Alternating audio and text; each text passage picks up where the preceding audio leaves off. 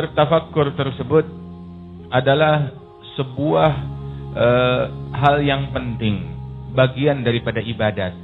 Mukmin dia mengerahkan segala apa yang dia punya untuk mendekatkan diri kepada Allah Ta'ala. Beribadat kepada Allah Ta'ala ada banyak bentuknya. Sampai dikatakan oleh sebagian ulama, lamma alimal haqqu minka wujudal malal lawana laka ta'at. Allah Ta'ala tahu kita orangnya mudah jenuh, mudah bosan.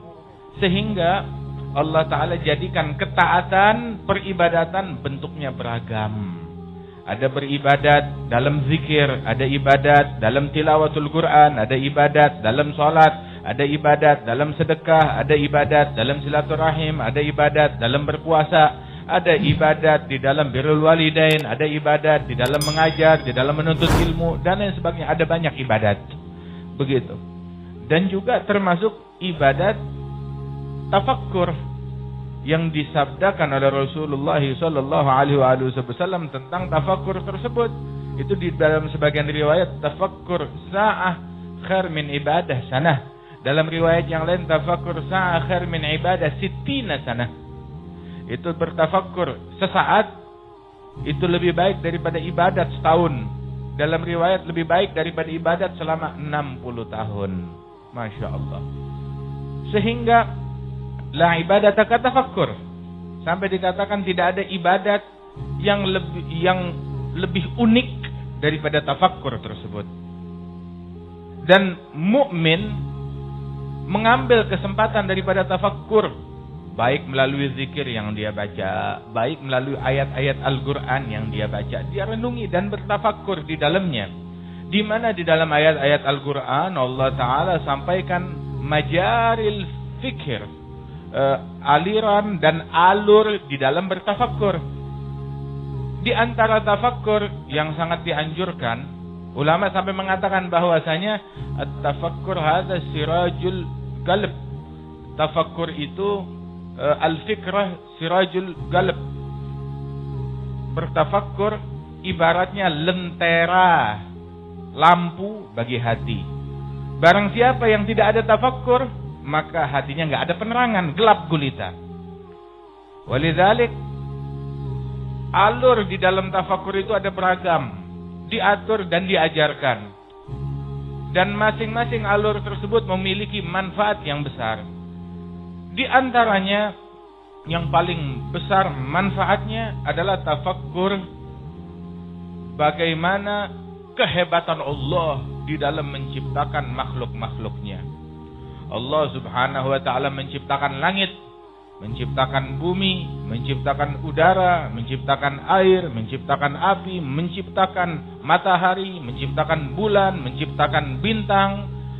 Keajaiban penciptaan yang Allah Ta'ala ciptakan di alam semesta ini, di situ bertebaran tanda-tanda kehebatan Allah, keagungan Allah. Kamu lihat, kamu renungin. Kita sekarang kalau ngelihat, ini ada handphone jenis baru, teknologinya luar biasa, hebat. Ketika kita lihat handphone tersebut, tahu apa yang terlintas di benak kita? Ini yang bikin pinter, hebat, siapa yang buat? Bisa ya orang sono bikin seperti ini. Kamu gak lihat matahari? Gak lihat bulan?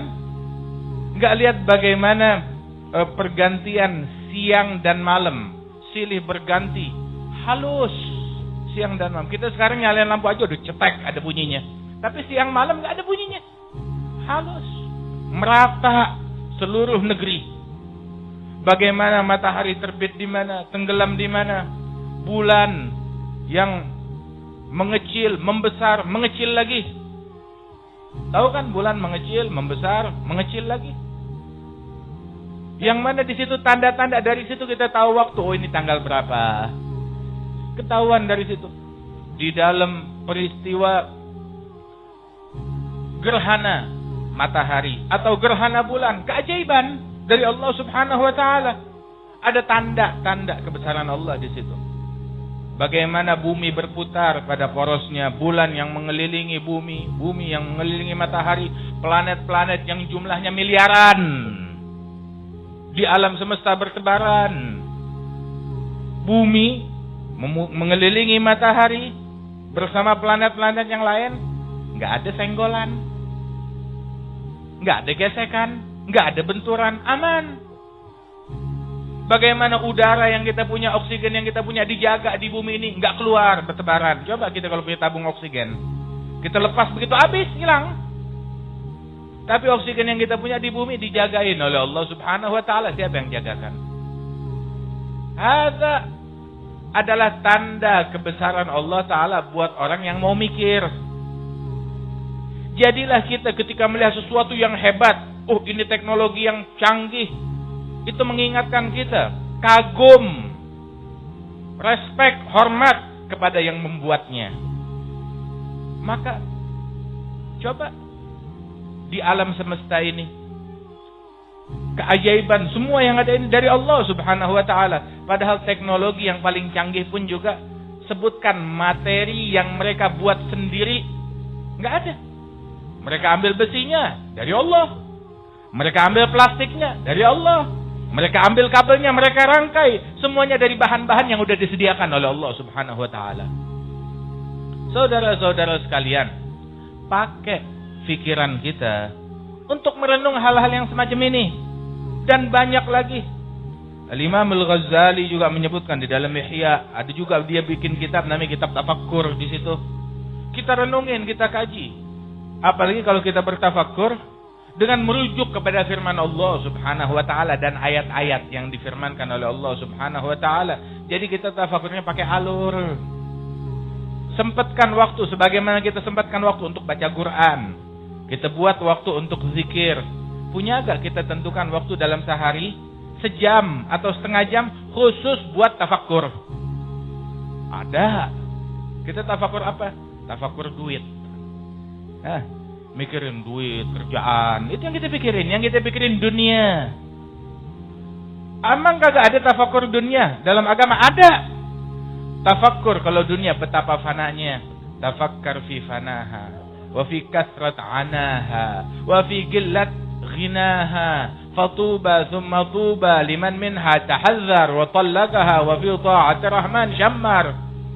Mau berpikir tentang dunia? Fikir betapa fananya di dunia ini. Dunia betapa fananya. Di dunia antara dua. Kalau enggak kamu yang mati duluan, kalau enggak dia yang keburu kiamat. Selesai. Di dunia, kita generasi keberapa sih? Sebelum kita, udah ada berapa banyak generasi? Negeri yang kita miliki, kota yang kita miliki, kita generasi keberapa di kota ini, di negeri ini, di negara ini, di bumi ini? Sebelum kita ada berapa puluh, ada berapa ratus, ada berapa ribu generasi. Silih berganti. Mereka mati, ganti generasi lain. Mati, ganti generasi lain. Begitu. Terus sampai di generasi kita dan kita beranggapan, Anda bakal hidup selamanya. Hadza haqqi, milikku, milikku. Orang yang 1000 tahun yang lalu ngomong ucapan yang sama, mana dia sekarang? Musnah, hilang, habis begitu saja. Tadi bagaimana disebutkan? Fir'aun yang tertipu dengan dunia yang dia punya. Mana dia? Mana kerajaannya? Mana bala tentaranya? Habis, dimusnahkan oleh Allah Subhanahu wa taala. Tafakkur betapa fananya dunia. Wa fi kasrat anaha, betapa banyak susahnya. Tahu susahnya dunia? Kita buat ngumpulin sedikit harta mesti kena sekian macet. Mesti melalui sekian puluh kali kemacetan. Mesti melalui sekian banyak asap kendaraan. Mesti merendah ke sana ke sini, menjilat ke sana ke sini, nunduk ke sana ke sini. Hormat ke sana ke sini hanya untuk rezeki yang sedikit. Mana usaha kita buat akhirat kita? Betapa banyak kesulitan di dunia ini. Husyat syughlan, wa bu'san, wa humum, wa anaan, wa fanaan, wa humum. Farfuduha innaha nazrul hagir. Wa ilallahi ta'ala al-masir. Dunia yang dipenuhi dengan bala, dengan musibah, dengan penyakit. Siapa di dunia orang yang gak pernah sakit? Semuanya pernah sakit, kecuali Fir'aun. Makanya dia ngaku Tuhan. Ada satu orang menyodorkan, ya Rasulullah, ada anak gadis, cantik. Oh, saya mau nikahkan engkau dengan dia. Istimewa, gak pernah sakit. Nabi bilang, la khaira fiha. Gak ada kebaikan pada diri orang yang gak pernah sakit. Kata Rasul sallallahu alaihi wasallam.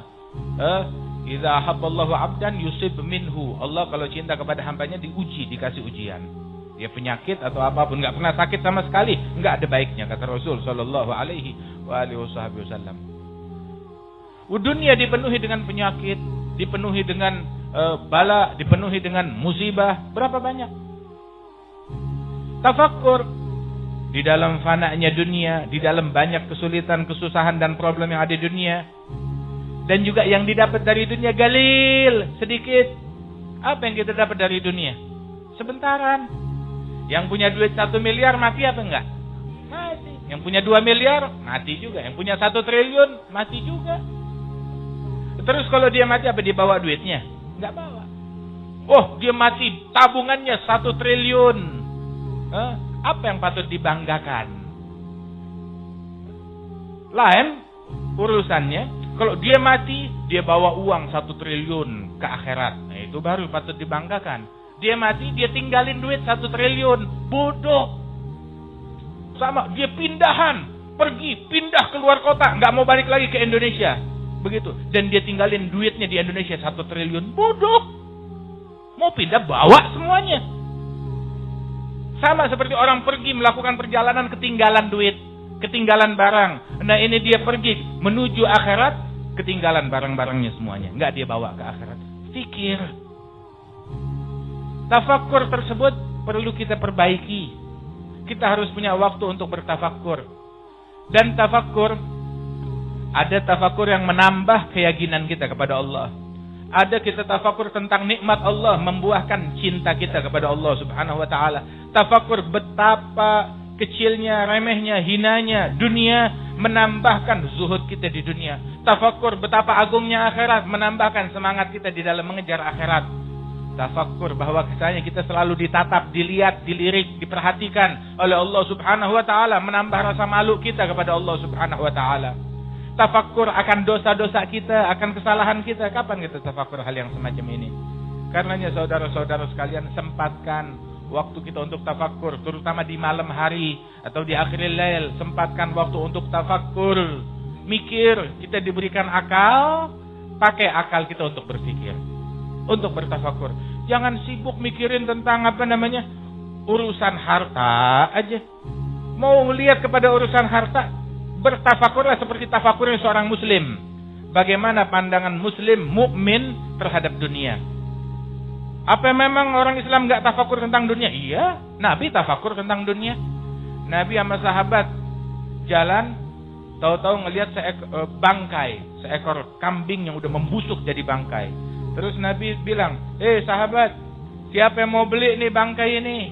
Begitu, saya jual 2 keping perak. Semua diem. 1 keping perak dah, saya kasih gratis. Ada yang mau gak? Ya Rasulullah, ada bangkai, siapa yang mau ngambil? Memang hina di mata kalian? Iya hina, gak mau dekat-dekat, busuk, penyakit. Bilang Rasulullah menyatakan, sesungguhnya kata Rasulullah, dunia lebih hina di mata Allah daripada bangkai ini di mata kalian. Kata Rasulullah. Itu tafakurnya Nabi Muhammad tentang dunia. Sampai diajarkan kita oleh Sayyidina Ali bin Abi Thalib wal Imam Syafi'i. Dan para ulama bilang, barang siapa yang mau tentang dunia, nih saya kasih tahu tentang dunia. Dunia itu ibarat bangkai dikelilingi oleh anjing-anjing yang ganas.